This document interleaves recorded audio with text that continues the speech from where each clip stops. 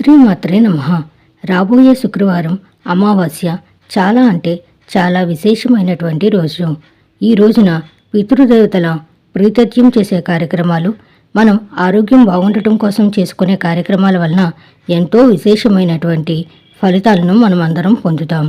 ఈ రోజున అశ్విని నక్షత్రం, శుక్రవారం, అమావాస్య కాబట్టి ఎవరికైతే ఇంట్లో చికాకులు ఎక్కువగా ఉండి ఆడపిల్లలు నిత్యం ఏడుస్తున్నట్లయితే, నరదిష్టి నరఘోష ఎక్కువగా ఉండి ఆఫీస్కి రెగ్యులర్గా వెళ్ళలేకపోతున్నాము, తర్వాత వ్యాపారం జరగటం లేదు, కొంతమందితో చాలా అంటే చాలా వేధింపులకు గురి అవుతున్నారు, అయిన వాళ్ళైనప్పటికీ కూడాను శత్రువులా పీడించుకొని తింటున్నారు, మమ్మల్ని ముప్పతిప్పలు పెడుతున్నారు, ఏడిపిస్తున్నారు అని అన్నట్లుగా పరిస్థితులు ఉన్నట్లయితే, విపరీతమైనటువంటి శిరోవేదన, శారీరక అలసట, విపరీతమైనటువంటి ఒళ్ళు నొప్పులు, ఈ రకమైనటువంటి బాధలతో బాధపడుతున్న వారందరూ అమావాస్య రోజు సూర్యోదయం సమయానికల్లా దీపారాధన చేసి ఆదిత్య హృదయము, లక్ష్మీదేవి అష్టోత్తరము, దుర్గాదేవి అష్టోత్తరాన్ని పఠించి సాయంత్రం సంధ్యవేళ దైవికం అనే ధూపపొడితో ధూపం వేసి 1 లేదా 3 నిమ్మకాయలతో ఎడమ చేతితో దిష్టి తీసేసుకున్న తర్వాత ఆ నిమ్మకాయని